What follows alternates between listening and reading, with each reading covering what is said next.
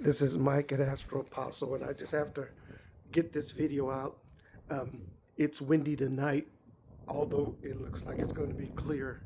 I'm not quite sure if I'm going to be able to get anything done, but I'm really excited about the hobby.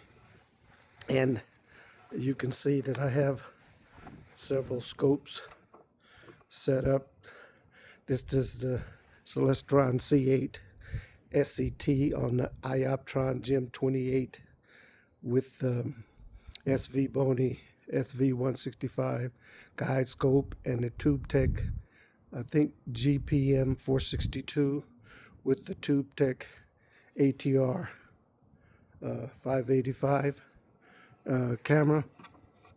And then of course I have the SV Boney Maxikov Cassegrain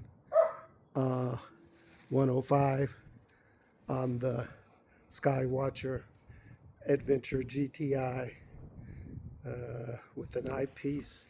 And then I have over here the SV Boney, the SV Boney SV550 122 millimeter refractor on the Huawei 17 and the ZWOTC 40 tripod. Now again, like I said, hopefully the wind is going to calm down. I'm not sure if you can see the bushes, see how things are blowing, which probably is going to mess up my ability to image tonight. Probably going to get a lot of vibration if I try to do anything. I don't know, we may be, the Ioptron 28, it's, and tripod, that baby is heavy, so I might be able to get some short exposure images without worrying about star trailing. And again, on the Huawei 17 with the SV550 122, I may be able to get something with it on short exposures if the wind doesn't die down. But I'm not really sure what the night's going to have, but I'm going to take it easy. Again, I'm really excited. It's like for a long time I've been struggling on how to use what I've purchased. Now the Ioptron Gem 28, I can't say I went wrong because it's a heavy, sturdy tripod. I think it takes 28 pounds or something. And I mean, it's really, with some weights, counterweights, it's heavy.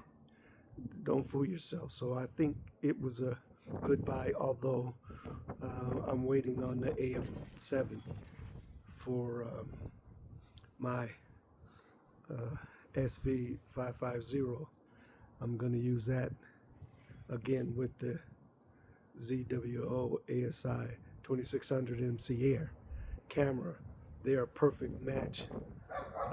Again, I don't have any problems. They work so fluidly together that, for the most part,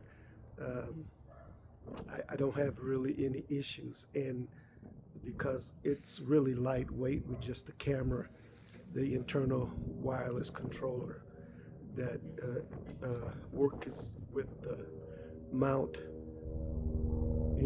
alignment is pretty much all I need to worry about, and then I can go in the house, and from there I have a Wi-Fi adapter plugged into the camera, so I got range if I go in the house.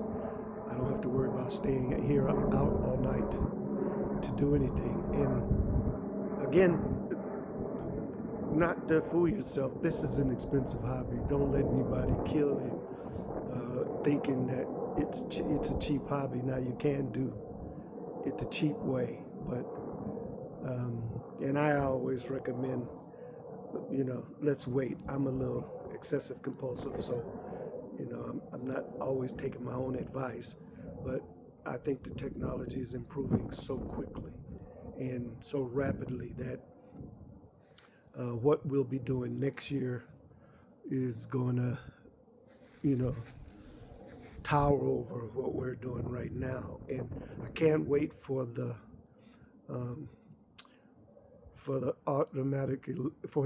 electronic automatic polar alignment devices that are coming out now. I mean, they have some tripods that are like $3, $4, $5, $6,000. Hopefully, those devices will come down compatible with any mount, and the price won't be above $1,000 or maybe $600. That will literally take away the struggle of having to sit down and polar line every night. That it'll just, you turn the device on, you know, you're pointing it to north or south hemisphere, and it will figure out where it's at, and it'll align itself, and then you can proceed in your imaging sessions without any trouble. It's kind of getting dark. The video might be a little dark, but again, I'm excited. I enjoy getting out here every night, fooling with the telescope, you know, trying to capture something. Like, hey man, anything. I want to capture anything, and I just look forward to every clear night. Getting out now with the IOPTION Gen 28.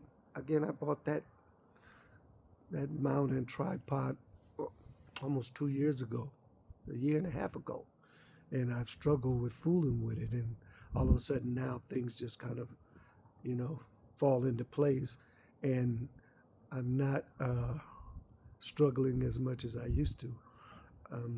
I would to know why mounts slew on their own. I mean, you can just leave it idle, and next thing you come out, you know, it's slew either on the west axis or the east axis, and I mean, I haven't done anything. You just left it idle, and I wish I could kind of resolve that little trouble issue, because sometimes it's problematic, but otherwise, like I say, you know, for the beginners, you can't chase this stuff. Quit trying to chase every new telescope coming out. Quit trying to chase every mount coming out. Quit trying to chase every camera come. You really can't chase this stuff. What you have to do is, okay, you made your purchases, and you know, you've done your practice, and you'll just have to get good at what you have, because again, this is an expensive hobby. All of a sudden now the AM7 from High Point Scientific, I mean, that's like $3,500 mount. I bought the AM5 before the AM7 came out, asked to return it, and it cost me $260 to return it. So the AM7 cost me almost $3,800. So you can see how expensive this hobby can get, and you just have to be careful, because you'll either spend all your money or you'll go way into debt trying to chase, you know, what new device or product line that's coming out. So just be careful, be conscientious, be thrifty in your